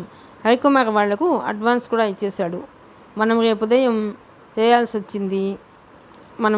చేయవలసి వచ్చింది 7 పెక్యులియర్ హారన్స్ని కొనడమే. వాటిని కొని ఆ ట్యాక్సీల వాళ్ళకి ఇస్తే వాళ్ళ కార్లలో వాళ్ళే ఫిక్స్ చేసుకుంటారు. ఆ డ్రైవర్లనే అడిగితే రకరకాల సౌండ్స్ వచ్చే హారన్ ఒక్కొక్కటి 700 అవుతుందని చెప్పారు. రేపు ఆ 7 కార్లు ఉదయం 10 గంటలకు సీసీ ఫిల్మ్ సిటీ ముందు ఉంటాయి. ఆ ఏరియా నిర్జనంగా ఉంటుంది. అక్కడ మనం కోడ్ సైరన్స్ని ఖాయం చేసుకుంటే సరిగ్గా సాయంత్రం 6 మన అధీనంలోకి వస్తారు చెప్పాడు దీక్షిత్. ఆ ఇద్దరు వైపు కృతజ్ఞతగా చూసింది ఆమె. రాత్రి 11 గంటలు. జైలు పరిసరాలపై నిశ్శబ్దం చీకట్లో పెనవేసుకుని పరచుకుపోయింది ఉంది. 12వ బ్లాక్ వరండా మీద ఏదో అడుగుల శబ్దం. టక్కున లేచి కూర్చున్నాడు రామదాసు. మరికొద్ది క్షణాలకే సెల్ ముందు ప్రత్యక్షమయ్యాడు నాయుడు. అతని చేతిలో ఏదో కవర్ ఉంది. నాయుడు ఒకసారి అటు ఇటు చూసి కిట్టు పంపిన కవర్ అది అని తలుపు ఊచల్లోంచి చేతిని ముందుకు చాపి ఆ కవర్ని రామదాస్కి అందేలా విసిరి గిరిక్కన తిరిగి వెళ్ళిపోయాడు. ఆ బ్లాక్కి ఈ చివర ఉన్న నిరంజనం చిదంబరం అక్కడేమీ జరగనట్లే ఎటో తిరిగి నించుని ఉన్నారు. వాళ్ళని చూసి సంతృప్తిగా తల పంకిస్తూ తన ఆఫీస్కేసి సాగిపోయాడు నాయుడు. అతి త్వరలోనే తమ మధ్య నుంచి ఒక వ్యక్తి ఒక రాత్రి జైలు బయట గడిపే అతి ప్రమాదకరమైన పథకం ఒకటి చాప కింద నీటిలా తన లక్ష్యం కేసి సాగిపోతుందని తెలియని ఆ జైల్లోని ఖైదీలు అదమర్చి నిద్రపోతున్నారు. జైల్లో ఉన్న సెంట్రీలు, గార్డ్స్, సబ్ జైలర్ నాయుడు తమకు రాబోయే వాటాలతో ఏం చేయాలని కలలుగంటూ రోజుల్ని లెక్కిస్తున్నారు. తన అధీనంలో ఉన్న జైలు సురక్షితంగానే ఉందని, ఎలాంటి కూప్ జరగబోవటం లేదని నిశ్చింతగా నిద్రపోతున్నాడు జైలు సూపరింటెండెంట్ వీరనారాయణ. కిట్టు పంపిన కవర్లో ఉన్న కాగితాన్ని బయటకు తీసి చదవటం మొదలెట్టాడు రామదాసు. వివేక్ గాఢ నిద్రలో ఉన్నాడు. అప్పుడే జైలు గంట 12 సార్లు కొట్టి నిశ్శబ్దంలోకి జారుకుంది. ఆదిరెడ్డి అనే హెడ్డింగ్తో ఉన్న కాగితాన్ని తీసి చదవటం ప్రారంభించాడు రామదాసు. సరిగ్గా ఉదయం 7 గంటలకు ఒక కారు వచ్చి మనోజ్ఞ ఇంటి ముందు ఆగింది. అందులోంచి సుధాకర్ బండారి బరువైన సూట్ కేసు దిగి ట్యాక్సీ ఫేర్ పే చేసి వెళ్ళి ఇంటి తలుపు తట్టాడు. ఒకంతసేపటికి తలుపులు తెరుచుకున్నాయి. ఎదురుగా మనోజ్ఞ తండ్రి సుధాకర్ బండారిని చూసి పలకరింపుగా నవ్వి లోపలికి తీసుకెళ్లాడు. కుశల ప్రశ్నలు అయ్యాక మనోజ్ఞ ఎక్కడా అడిగాడు సుధాకర్ బండారి. నిద్రపోతోంది బాబు. ఈ 4 రోజుల నుంచి తిరిగి పిచ్చిదానిలా అయిపోయిందనుకో. ఒక పిరికివాడిని ప్రేమించి తన కష్టాన్ని తనే కొని తెచ్చుకుంది. ఎప్పుడు చూసినా కడిగిన ముద్దమందారంలా ఉండే మా బిడ్డ ఇప్పుడెలా అయిపోయిందనుకున్నావు బాబు? కళ్ళనీళ్ళు పెట్టుకుంటూ అంది మనోజ్ఞ తల్లి. బండారి వారి వైపు బాధగా చూశాడే తప్ప ఏమీ అనలేకపోయాడు. రేపటితో మా బిడ్డ పోరాటం ముగిసిపోతుంది బాబు. ఇవాళ రేపట్లో ఆ అమ్మాయి శుచితో దొరికితే ఆ కుర్రాడు మరణశిక్ష నుంచి బయటపడతాడు. దాంతో మా బిడ్డ సంతోషంగా బతకగలుగుతుంది. లేదంటే అతనికి ఉరిశిక్ష, మా అమ్మాయికి దిగులు. ఏమిటో బాబు, ఎంత ఆస్తి ఉండి ఏం లాభం? మాకు సుఖం లేదు, దానికి సుఖం లేదు. ఏమంటే ఏం బాధపడుతుందోనని నోరు మూసుకొని జీవోత్సవాల్లా గడుపుతున్నాం అన్నాడాయన భారంగా నిట్టూరుస్తూ. ఆ సున్నితమైన సందర్భంలో ఏం మాట్లాడాలో తోచని బండారి బాత్రూమ్కి వెళ్ళిపోయాడు మౌనంగా. నమ్మకస్తులేగా? తీక్షణంగా చూస్తూ అడిగాడు దీక్షిత్. మాట తేడా కాదు సార్ వినయంగా అన్నాడు కిట్టు. మరోసారి మీ వాళ్ళకి చెప్పు, మేము చూపించిన అమ్మాయిని తక్కువ ఘర్షణతో రక్తపాతం జరగకుండా క్షేమంగా తీసుకొచ్చేయాలి. అర్థమైందా? అలాగే సార్. ఇండస్ట్రియలిస్ట్ జితేంద్రనాథ్కు గూండా గ్రూప్ ఉందేమో ఆగా తీశాడు దీక్షిత్. ఉన్నారు సార్. ఉంటే వాళ్ళకి మీకు ఏమైనా సంబంధాలు ఉన్నాయా? సుచిత్ర పేరు చెప్పకుండా ఆ అమ్మాయిని ఎందుకు ఎత్తుకురావాలో చెప్పకుండా డీల్ చేస్తున్నాడు దీక్షిత్. వాళ్లకు మాకు ఏ సంబంధాలు లేవు. ఇంతకీ ఆ అమ్మాయిని ఎందుకు ఎత్తుకురావాలి అడిగాడు కిట్టు. ఒక లవ్ అఫేర్లే. జితేంద్రనాథ్ బంధువుల అమ్మాయి. మనకు తెలిసిన వాళ్ళ అబ్బాయి ప్రేమించుకున్నారు. వాళ్ళ పెళ్లికి జితేంద్రనాథ్ కొడుకు చంద్రనాథ్ ఒప్పుకోవడం లేదు. నేను చెప్పిన అమ్మాయిని ఎత్తుకొచ్చే సందర్భంలో చంద్రనాథ్ గుండాలు అడ్డు తగలవచ్చు. జాగ్రత్త. వాళ్ళు ఇప్పుడు ఆ అమ్మాయిని తార్నాకులో ఉన్న ఓ బంగ్లాలో దాచి ఉంచారు. ఈరోజు రాత్రి 8-9 గంటల మధ్య ఆ అమ్మాయి ఫోన్ చేయడానికి బయటకు వస్తుంది. ఆ సమయంలోనే ఆ అమ్మాయిని ఎత్తుకొచ్చే మా పోలీస్ స్టేషన్లోనే వాళ్ళ పెళ్లి జరిపించాలి అన్నాడు దీక్షిత్ కిట్టుకి అనుమానం రాకుండా. అలాగే సార్. మిరికల్ లాంటి కుర్రాళ్ళు మన దగ్గర ఉన్నారు సార్. సరిగ్గా 6 గంటలకు నేను వాళ్ళతో ఆరాధన థియేటర్ ముందుంటాను సార్ అన్నాడు కిట్టు. మీ గురువు రామదాస్ ఎక్కడా? ఎలా ఉన్నాడు? జైల్లోనే కదా సార్. ఆరోగ్యం బాగాలేదు, ఇవాళ రేపు అన్నట్లు ఉన్నాడు. సరే ఇక వెళ్ళిరా, ఈ విషయం బయటకు రాకూడదు, అంతా కామ్గా జరిగిపోవాలి, అర్థమైందా? మీ బంధువుల అబ్బాయి పెళ్ళే కదా సార్, మాకు ఆ మాత్రం తెలీదా? పీక కోసిన నిజం బయటకు రానివ్వని వృత్తి సార్ మాది. వస్తాను సార్. కిట్టు లేచి హోటల్లోంచి బయటకు వచ్చేశాడు. కిట్టుని వెళ్ళనిచ్చి అప్పుడు బయటకు వచ్చాడు దీక్షిత్ ఆ హోటల్లోంచి. మొత్తం ఎంత అడిగింది మనోజ్ఞ. ఆమె గదిలోంచి హాల్లోకి వస్తూనే బండారిని చూస్తూనే ఆ ప్రశ్న వేసింది. బండారి ఆమె కేసి చూసి భిన్నుడైపోయాడు. ఎప్పుడూ నవ్విస్తూ ఉండే ఆమె రూపం, ఆమె మోములో ఏదో విచారం, బాధ, దిగులు స్పష్టంగా కనిపిస్తున్నాయి.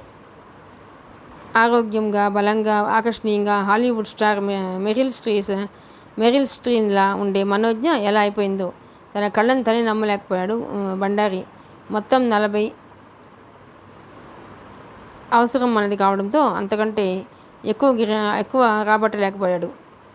టైం తీసుకొని ఉంటే మరో 10 లక్షలన్నా వచ్చేది. బండారి ఒకంత విచారంగా అన్నాడు. మీరు చాలా శ్రమించారు. నా మనిషి జీవన్మరణ సమస్యతో కొట్టుమిట్టాడుతుంటే తాపీగా బేరం చేయలేము కదా. పర్వాలేదులేండి, అందులో మీ కండిషన్ మీరు తీసుకుని మిగతాది ఇవ్వండి అంది ఆమె. ఆమెలోని నిజాయితీకి కదిలిపోయాడు బండారి. అన్నీ సవ్యంగా అవ్వనియండి, అప్పుడు నా కమిషన్ తీసుకుంటాను. మొన్న రాత్రి ఫోన్ చేస్తున్నప్పుడు ఏదో పనుందన్నావు నాతో అడిగాడు బండారి. అంతవరకు జరిగిన విషయాలన్నీ చెప్పింది ఆమె. ఆమె సాధించిన ప్రగతి విని ఆమెలోని పట్టుదలకు చకితుడయ్యాడు బండారి. న్యాయ వ్యవస్థలో దాగున్న నొసుగుని చట్టం మొదలలో బీటలు వారిన లంచగొండి వ్యవహారాన్ని మీరొక్కరే చీల్చి చెండాడే ప్రయత్నం చేయటం రియల్లీ గ్రేట్. ఇలాంటి కేసు ఒకటి వెలుగు చూడాలి. న్యాయ వ్యవస్థ, చట్టం, ప్రజాప్రతినిధులు కళ్ళు తెరవాలి. అప్పుడే మన దేశ న్యాయ వ్యవస్థలో సమర్థవంతమైన మార్పులు చోటు చేసుకుంటాయి. అప్పుడే నిర్దోషులు దోషులుగా ముద్రవేయబడరు. మీరే పని చెప్పినా చేయడానికి సిద్ధంగా ఉన్నాను. చెప్పండి, ఏం చేయమంటారు? ఆవేశంగా అన్నాడు బండారి. ఏ తప్పు ఎరగని ఒక అమాయకుడు ఊరికంబం ఎక్కుతుంటే సాత్వికుడు కూడా ఆగ్రహావేశాలకు లోనవుతాడని బండారి ఆవేశాన్ని చూశాక అర్థమైంది ఆమెకు. ఎప్పుడూ సాత్వికంగా ఉండే బండారిలో కూడా ఏదో ఆవేశం. తన ప్రయత్నాల మీద మరింత నమ్మకాన్ని పెంచుకున్నది ఆమె. కళ్ళు చెమ్మగిల్లాయి. కళ్ళు తుడుచుకుంటూ కృతజ్ఞతలు తెలిపింది ఆమె. వివేక్ని రక్షించడమే కాదు, నళిని హంతకుల్ని కూడా చట్టానికి పట్టించి వాళ్ళ కుటుంబానికి ఎంతో కొంత స్వాతంత్రం చేకూర్చాలి. కమాన్, చెప్పండి, నేనేం చేయాలి? ఉద్వేగంగా అన్నాడు బండారి. కొద్ది క్షణాల మౌనం తర్వాత చెప్పడం ప్రారంభించింది ఆమె. ఆ తర్వాత పనులు వేగంగా జరిగిపోయాయి. మనోజ్ఞ, బండారి అబిట్స్ వెళ్ళి కారు సైరన్లని కొన్నారు. ఒకదాన్ని అక్కడే టెస్ట్ చేసి చూసుకున్నారు.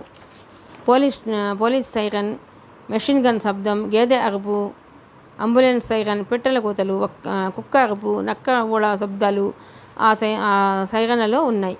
ఆ వెంటనే ట్యాక్సీ తీసుకుని సీసీ ఫిల్మ్ సిటీ కేసి బయలుదేరారు మనోజ్ఞ, బండారి. సీసీ ఫిల్మ్ సిటీ ప్రాంతం నిశ్శబ్దంగా ఉంది. మనోజ్ఞ, బండారి వెళ్లే వరకు 7 ట్యాక్సీలు, వాటి డ్రైవర్సు దీక్షిత్, హరికుమారు, అతని భార్య అక్కడ ఎదురు చూస్తూ ఉన్నారు. వెంటనే డ్రైవర్స్ ఆ సైరన్స్ తీసుకుని వాళ్ళ కార్లలో ఫిట్ చేసుకునే ప్రయత్నంలో నిమగ్నమయ్యారు. సుచిత్రను చూడగానే మనలో ఏదైనా పోలీస్ హారన్ మోగించాలి. అది నిజంగానే పోలీస్ సైరన్ అని చంద్రనాథ్ గుండాలు ప్రేమించి ముందు కంగు తింటారు. వాళ్ళు తేరుకునే లోపు గుండాలు వాళ్ళ మీద దాడి చేసి సుచిత్రని మన అధీనంలోకి తీసుకొని వెంటనే అక్కడ నుండి అదృశ్యమైపోవాలి. డ్రైవర్స్ వాళ్ళ పనిలో వాళ్ళుంటే మనోజ్ఞ చెప్పుకుంటూ వెళ్తోంది. మిగతా వాళ్ళు శ్రద్ధగా వింటున్నారు. దీక్షిత్కి అదంతా ఒక కలలా ఉంది. ఏ పోలీస్ ట్రైనింగ్ లేని ఒక యువతి, నేర పరిశోధన అంటే బొత్తిగా తెలియని ఒక లెక్చరర్, ప్రవాహానికి ఎదురీదే తత్వమే లేని ఒక సాత్వికురాలి మేధస్సా ఇది. నేర పరిశోధనకి అవన్నీ అక్కర్లేదేమో. జస్ట్ కామన్ సెన్స్ ఉంటే చాలా కేసులు దూది పింజల్లా ఎగిరిపోతాయేమో. గంగాజురి ప్రవాహంలా చెప్పుకుపోతున్న మనోజ్ఞ కేసి దిగ్భ్రాంతిగా చూస్తుండిపోయాడు దీక్షిత్. సాయంత్రం 5 గంటల సమయం.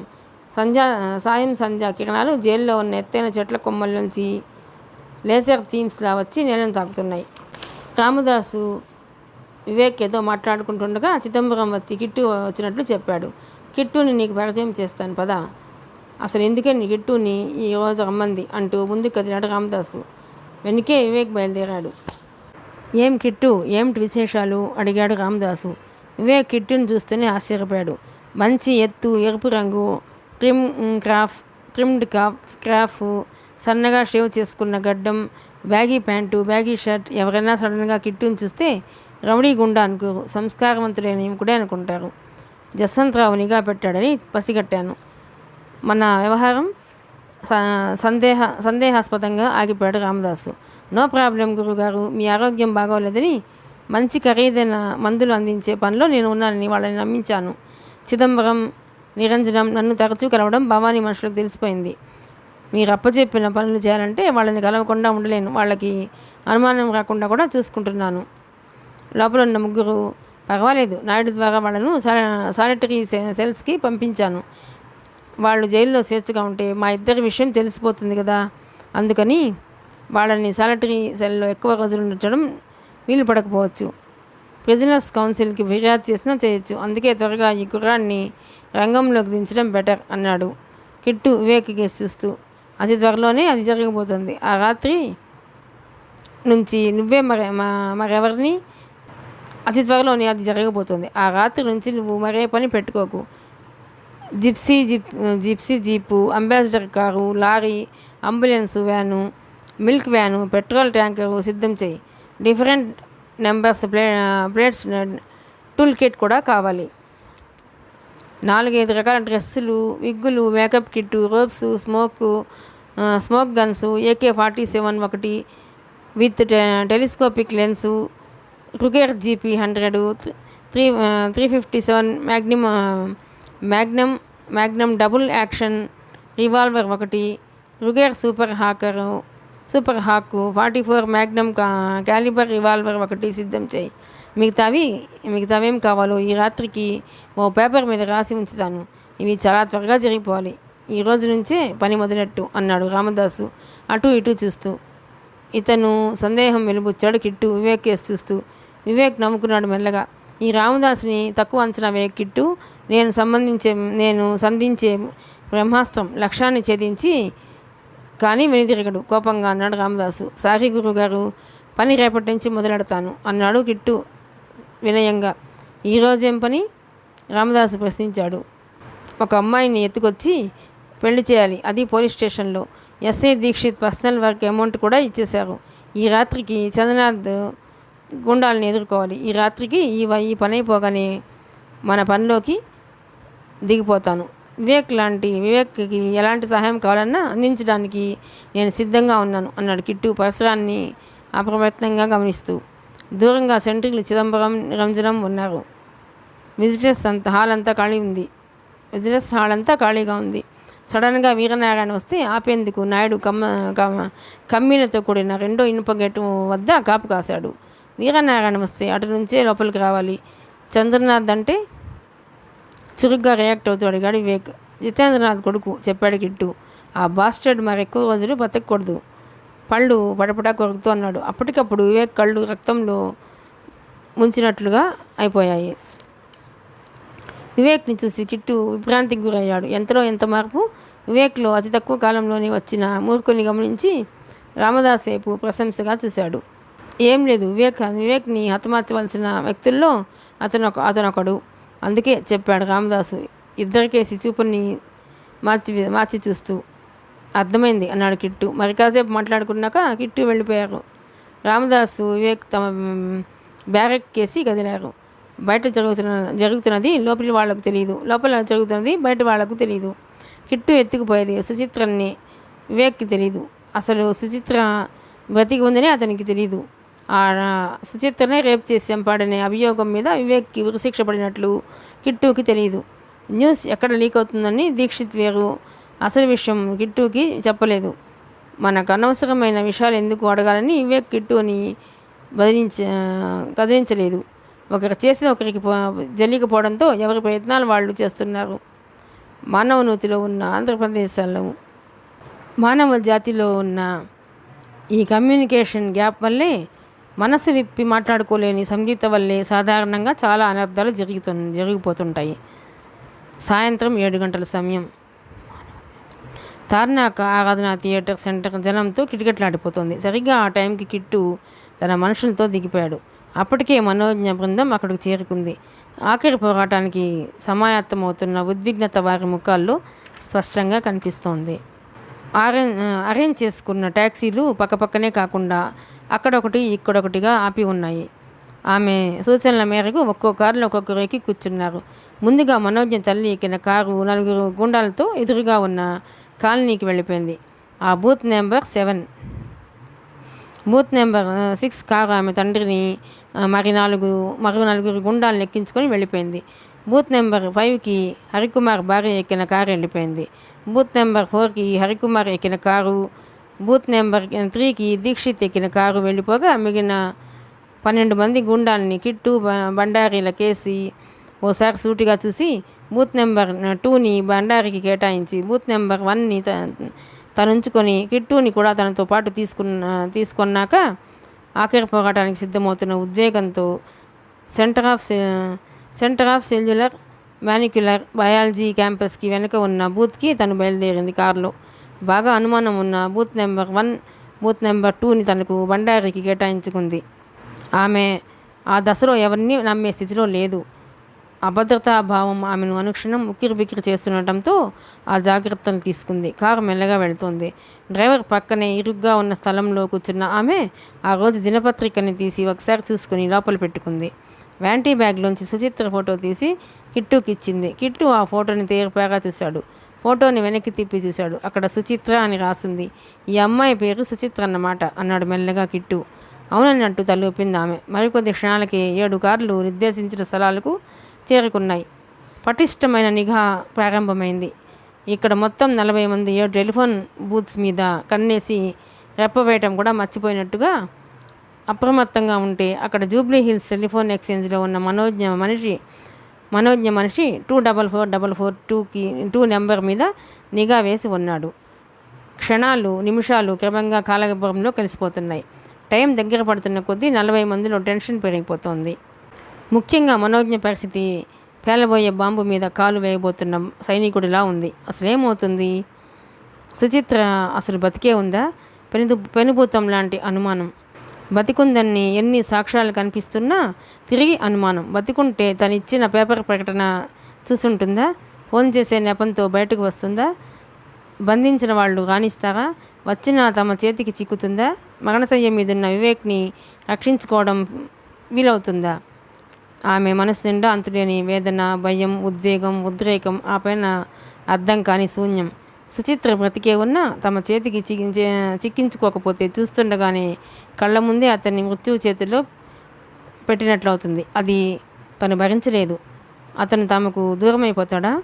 అన్యాయానికి బలైపోతాడా? ఆమె గుండె లోతుల్లో గూడు కట్టుకున్న వెద కన్నీటి రూపంలో చెక్కిళ్ళ మీదకు జారిందా అన్నట్లు 2 కన్నీటి బొట్లు నిశ్శబ్దంగా జారాయి. 7:50, 7:55, 8. అక్కడికి దగ్గరలో ఉన్న చర్చి గంట 8 సార్లు కొట్టి నిశ్శబ్దంలోకి జారుకుంది. ఉలికిపాటుగా తేరుకునే టెలిఫోన్ బూత్ కేసు చూసిందామె. కిట్టీతో కలిపి మొత్తం 7 రౌడీలు ఆ చుట్టుపక్కలే తచ్చాడుతున్నారు. కిట్టు అయితే నేరుగా బూత్కే వెళ్ళి కావాలనే ఎక్కడెక్కడికో ఫోన్స్ చేస్తూ డబ్బు పే చేస్తూ కాలక్షేపం చేస్తున్నాడు. కారులో మనోజ్ఞ ఒక్కతే ఉంది. డ్రైవర్ కారు దిగి పక్కనే నిలబడి ఉన్నాడు. అతనికి ఈ విషయం చెప్పిందామె. దాంతో అవసరమైనప్పుడు రంగంలో ఉరికేందుకు సిద్ధమై ఉన్నాడు అతను. ఉండుండి పొల్లుకొస్తోంది దుఃఖం. ఆ దుఃఖం కన్నీటి రూపంలోకి మారితే ఎక్కడ సుచిత్ర కనుమరుగవుతుందోనని రెప్పవేయటం కూడా మర్చిపోయిందామె. ఆమెలాగే ఆమె కనుగుడ్ల మీద కదలాడుతున్న తడి కూడా నిస్సహాయంగా ఉండిపోయింది. 8:15, 8:20, 8:25. ఆమె రిస్ట్ వాచ్ వైపు చూసుకుంది. తలెత్తి జారిపోతున్న నమ్మకాన్ని నిలబెట్టుకుంటూ బూత్ వైపు చూస్తోంది ఉండుండి. 8:30, 8:35, 8:40, 8:45. ఆమెలోని ఆశ క్రమంగా సన్నగిల్లుతోంది. దుఃఖం కట్టలు తెంచుకునే ప్రయత్నం, నిస్సహాయత ముందు ఓడిపోయే ప్రయత్నం. ప్రయాణం చివరి వరకు సాగుతుందనుకుంటే మధ్యలోనే ఆగిపోవాల్సి వచ్చిన ప్రయాణికుడిలా ఉంది ఆమె పరిస్థితి. 8:50, 8:55, 9 అయిపోయింది. అవకాశం పూర్తిగా చేజారిపోయింది. ఒక్కసారి అరచేతిలో ముఖాన్ని దాచుకుని బోరుమంది చిన్నపిల్లల. ఆమె ప్రవర్తనకు కంగారు పడిపోయాడు కారు డ్రైవరు. అతనికి ఏం చేయాలో తోచడం లేదు. ఊరుకోండి మేడం, మీ ప్రయత్నం మీరు చేశారు. భగవంతుడు అనుగ్రహించకపోతే మీరు మాత్రం ఏం చేస్తారు? సముదాయిస్తున్నట్లుగా అన్నాడు అతను. ఒక్క క్షణం ఆగి తేరుకుందామె. కళ్ళు తుడుచుకొని తలెత్తి చూసింది. కిట్టు తనకేసే వస్తూ కనిపించాడు. అంటే అతనిలో కూడా ఆశ అడుగంటి ఉంటుంది. ఉన్నట్లుండి ఆమెలో పట్టుదల తిరిగి తలెత్తింది. మరుసటి రోజు కూడా ప్రయత్నించాలి అని ఆమె అనుకుంటుండగా కిట్టు కారు దగ్గరికి వస్తుండగా అప్పుడు వినిపించింది అంబులెన్స్ హారన్. 2 సార్లు చొప్పున. ఆమె కళ్ళు మెరిశాయి ఒక్కసారి.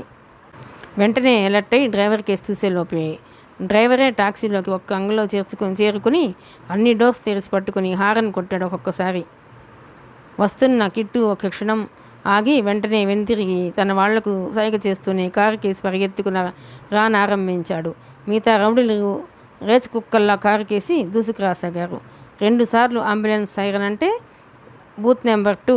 కమాండ్ డ్రైవర్, కారు స్టార్ట్ చేయి, బండారిని మనం ఇప్పుడు చేరుకోవాలి అందామె ఆనందోద్వేగంతో. అప్పటికే కిట్టు ఎగిరి కారులోకి దుక్కాడు. ఆ మరుక్షణమే మిగతా రౌడీలు బ్యాక్ సీట్ని ఆక్యుపై చేశారు. ఒకరిద్దరు ఇంకా కిందుండగానే కారు బయలుదేరింది. పరిగెత్తుతున్న కారునే వెంబడిస్తూ మిగతా వాళ్ళు కారు ఎక్కేశారు. 2 నిమిషాల్లో కారు బండారి ఉన్న స్పాట్కి చేరుకుంది. చేరుకుంటుండగానే మనోజ్ఞ బూత్ కేసు చూసింది. చూస్తూనే ఆమె కళ్ళు మెరిశాయి. ఎవరో ఒక యువతి, 2 మగవాళ్ళు బూత్ దగ్గర ఉన్నారు. ముందు తన కళ్ళను తనే నమ్మలేకపోయింది. మగవాళ్ళు బయట ఉంటే ఆ యువతి బూత్లోకి వెళ్ళింది. మిగతా బూత్స్ దగ్గర ఉన్న కార్లు స్టార్ట్ అయ్యి బండారి ఉన్న ప్రాంతం కేసి శరవేగంతో దూసుకొస్తున్నాయి. ఆమె కారు దిగి కిట్టుకి సైగ చేసింది. బండారి అప్పటికే దిగి తన రౌడీలతో బూత్ కేసి వడివడిగా సాగిపోసాగాడు. కమాన్ మూవ్ కిట్టు అంటూ ఆమె ముందుకు పరిగెత్తసాగింది. మరికొద్ది క్షణాలకి మనోజ్ఞ, కిట్టు, బండారి బూత్ని చేరుకుని ఆ యువతిని పరీక్షగా చూశారు. ఎస్, ఆమె, సందేహం లేదు. సుచిత్రే. ఒక్కసారి ప్రపంచాన్ని జయించిన ఆనందానుభూతికి లోనైందామె. కిట్టు కేసు తల తిప్పి ఆమె అన్నట్లు సైగ చేసిందామె. వెంటనే కిట్టు తన వాళ్లకు సైగ చేశాడు. టెలిఫోన్ బూత్ ఓనర్ బెత్తరపోయి చూస్తుండగానే కిట్టు ఒక్కసారి సుచిత్ర భుజం పట్టుకుని వేగంగా కారు కేసి లాక్కుపోసాగాడు. కిట్టు మనుషుల చేతిలో చిక్కుకున్న వ్యక్తులిద్దరూ పెనుకేకలు వేయసాగారు. వారి కేకల్ని వింటూనే ప్రమాదాన్ని శంకించింది మనోజ్ఞ. వారి నోళ్లను మూసే ప్రయత్నం చేయమని చెప్పడం మర్చిపోయింది. కిట్టు, బండారి కూడా అలాగే ప్రమాదాన్ని శంకించారు. సుచిత్రని కారులో పడేయండి, మీరు ఉండి మన వాళ్లను తీసుకురండి అని అంటూనే కారెక్కిందామె. కిట్టు కారు డోర్ తెరిచి సుచిత్రని కారులోకి నెట్టాడు. కారు వెంటనే వేగంగా సికింద్రాబాద్ స్టేషన్ కేసి దూసుకుపోసాగింది. ఆమె చేసిన తప్పు. తొందరలో తనకు తోడుగా కిట్టుని, అతని మనుషుల్ని తీసుకోవాలన్న విషయాన్ని మర్చిపోయింది. వేగంగా వెళుతున్న కారులో పక్కనే ఉన్న సుచిత్ర కేసి ఆనందోద్వేగంతో చూసిందామె. ఒక అమాయకుడిని రక్షించేందుకు మీరందించిన సహాయాన్ని ఎప్పటికీ మర్చిపోలేం అందామె ఉద్వేగాన్ని అణుచుకుంటూ. నన్నెక్కడికి తీసుకెళ్తున్నారు అంది సుచిత్ర. ఆమె కంఠంలో ఆదుర్ద, భయం తొంగి చూశాయి. డోంట్ వరీ, జడ్జి గారింటికి తీసుకెళ్తున్నాను. రేపు కేసు రీఓపెన్ అవుతుంది. రేపు మీ సాక్ష్యాన్ని రికార్డ్ చేస్తే వివేక్ ఉరిశిక్ష రద్దయిపోతుంది. ఆ వెంటనే మిమ్మల్ని వదిలేస్తాం అందామె సుచిత్ర కేసి పరీక్షగా చూస్తూ. సుచిత్ర అందగత్తె. గుండ్రటి మోము, తీర్చిదిద్దినట్లున్న కను ముక్కు తీరు, ఆమె కళ్ళల్లో అదోలాంటి తృష్ణ. మగవాళ్ళని కవ్వించేలా ఉన్నాయి ఆమె కళ్ళు. ఒడ్డు, పొడవు, వైటల్ స్టాటిస్టిక్స్ ఆకర్షణీయంగా ఉన్నాయి. నళినిని రేప్ చేసి చంపేసింది చంద్రనాథేనా అడిగిందామె. కారు 80 మీటర్ల వేగంతో దూసుకుపోతోంది. అవునన్నట్లు తలూపింది సుచిత్ర. మీకెలా కృతజ్ఞతలు చెప్పాలో తెలియటం లేదు అంది మనోజ్ఞ తడిదేరిన కళ్ళను తుడుచుకుంటూ. అది తర్వాత, ముందు నన్ను సురక్షితమైన స్థలానికి తీసుకుపోండి. చంద్రనాథ్ని తక్కువ అంచనా వేయవద్దు అంది గాబరాగా వెనక్కి చూస్తూ సుచిత్ర. కానీ అప్పటికే టైం మించిపోయింది. రైల్ కళారంగ్ ప్రాంతానికి కారు వస్తూనే సడన్గా ఆగిపోయింది. మనోజ్ఞ గాబరాగా ముందుకు చూసింది. తమ కారుకి అడ్డంగా మరో కారు వచ్చింది. చూస్తుండగానే అందులోంచి 4 వ్యక్తులు రివాల్వర్స్తో దిగి వడివడిగా మనోజ్ఞ ఉన్న కారు కేసి వచ్చి దౌర్జన్యంగా కారు డోర్ తెరిచి సుచిత్రను బయటకు లాక్కుని తమ కారు కేసి పరిగెత్తారు. మనోజ్ఞ తేరుకొని కేకలేసే లోపే ముందున్న ఆగంతుకుల కారు రివర్స్ అయ్యి 1-2 ఆటోల్ని గుద్దేసుకుంటూనే లాలాపేట రోడ్లో దూసుకుపోయింది. అంతా చూస్తుండగానే క్షణాల్లో జరిగిపోయింది. ముందు జరిగిందేమిటో అర్థం కాలేదు మనోజ్ఞకు. అర్థం కాగానే రక్తం అంతా తోడేసినట్లుగా ఆమె ముఖం పాలిపోయింది. అప్పటి వరకు ఆమెలో ఉన్న ఆనందం ఒక్కసారి ఆవిరై అదృశ్యమైపోయింది. అప్పటి వరకు ఆమెని వెన్నంటి ఉన్న నమ్మకం, ఆత్మవిశ్వాసం ఉఫ్మని ఎగిరిపోయాయి. దాంతో మానసికంగానే కాక శారీరకంగా కూడా ఆమెకు నిస్సత్తువ ఆవహించింది. నిస్సహాయంగా శిలాప్రతిమలా మిగిలిపోయింది. కళ్ళ ముందే చూస్తుండగానే అద్భుతమైన సాక్ష్యం రెక్కలొచ్చి ఎగిరిపోయినట్లు ఎగిరిపోయింది. ఎగిరిపోతూ ఒక అమాయకుడి ప్రాణాన్ని తీసుకుపోయింది. ఆ ఓటమిని భరించలేని ఆమె కుప్పలా కూలిపోయినట్లు కారు బ్యాక్ సీట్ మీద దబ్బున పడిపోయింది. మీరు తొందరలో పొరపాటు చేశారు మేడం. కిట్టుని అతని మనుషుల్ని సహాయంగా తీసుకొని ఉంటే ఇంత ప్రమాదం జరిగేది కాదు. మీ ప్రత్యర్థులు ర్యాపిడ్ యాక్షన్ ఫోర్స్తో పని చేసుకుపోయారు. వాళ్ళిద్దరూ అక్కడేసిన కేకలే మిగతా వారిని అప్రమత్తుని చేసుంటాయి. డ్రైవర్ నొచ్చుకుంటున్నట్లుగా అన్నాడు. అప్పటికే ఆమె స్పృహ తప్పి పడిపోయిందని అతనికి 10 క్షణాల తర్వాత తెలిసింది. అతను కారుని స్టార్ట్ చేశాడు. జరిగింది తెలుసుకుంటూనే హరికుమార్, అతని భార్య దీక్షిత్, బండారి, మనోజ్ఞ తల్లిదండ్రులు పక్కలో బాంబు పడ్డట్టు అదిరిపడ్డారు. వారి నవనాడులు స్తంభించిపోయాయి. చేష్టలు దక్కి అలాగే బీక్సుకుపోయారు. ప్రస్తుతం వాళ్ళు ఒక నర్సింగ్ హోమ్ కారిడార్లో ఉన్నారు. సుచిత్రని ఆగంతకులు అలా ఎత్తుకుపోయిన 2 నిమిషాలకు మిగతా కార్లన్నీ రైల్ కళారంగ ప్రాంతానికి వచ్చాయి. అప్పటికి మనోజ్ఞ ఉన్న కారు బయలుదేరి వేగాన్ని అందుకొని 5 నిమిషాల్లో ఒక నర్సింగ్ హోమ్ ముందాగింది. డ్రైవర్ ప్రమాదాన్ని సూచిస్తూ హారన్ మోగించడంతో ఆ నర్సింగ్ హోమ్ నర్సులు, కాంపౌండర్స్ వేగంగా బయటకు వచ్చి ఆమెను లోపలికి తీసుకెళ్ళిపోయారు. మరో 5 నిమిషాలకు అక్కడికి చేరుకున్న మిగతా వారికి మనోజ్ఞ కారు డ్రైవర్ జరిగిందంతా చెప్పాడు. ఒక్కరి ముఖాన నిద్ర చుక్కలేదు. ఎంతో పకడ్బందీగా వేసిన పథకం మనోజ్ఞ తొందరపాటు వల్ల తలకిందులైపోయింది. ఇక సుచిత్ర దొరకడం అసాధ్యం. ఆలోచనే వారిని బాగా కృంగదీసింది. మరో 15 గంటకు ఒక డాక్టర్ బయటకు వచ్చి మనోజ్ఞ షాక్ వల్ల ఫెయింట్ అయి పడిపోయిందని, ప్రమాదం ఏమీ లేదని చెప్పే వరకు బిక్కుమంటూ గడిపారు వాళ్ళంతా. ఆమెకేమీ కాలేదని తెలిసి వాళ్ళంతా ఒక్కసారి ఊపిరి పీల్చుకున్న సుచిత్ర తమ చేతి వేళ్ల మధ్య నుంచి ఇసుకలా జారిపోయిందనే విషయాన్ని అంత తేలిగ్గా తీసుకోలేకపోయారు. అందరి ముఖాల్లోనూ ఓటమి తాలూకు ఛాయలు. గంట తర్వాత మనోజ్ఞని డిశ్చార్జ్ చేసి బయటకు తీసుకొచ్చారు. ఆమె వారి కేసి చూడలేకపోయింది. తల నేలలో కూరుకుపోయినట్లుగా మెల్లగా నడుస్తూ వచ్చి కారెక్కింది. ఏడుపు, వేదన, దుఃఖం స్థాయిని ఆమె ఎప్పుడో దాటిపోయింది.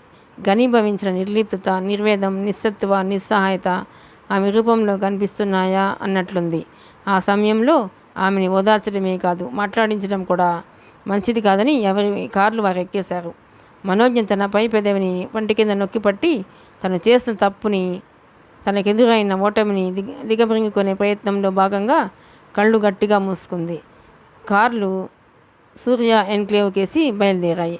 మిగతా కథ 7వ భాగంలోనండి.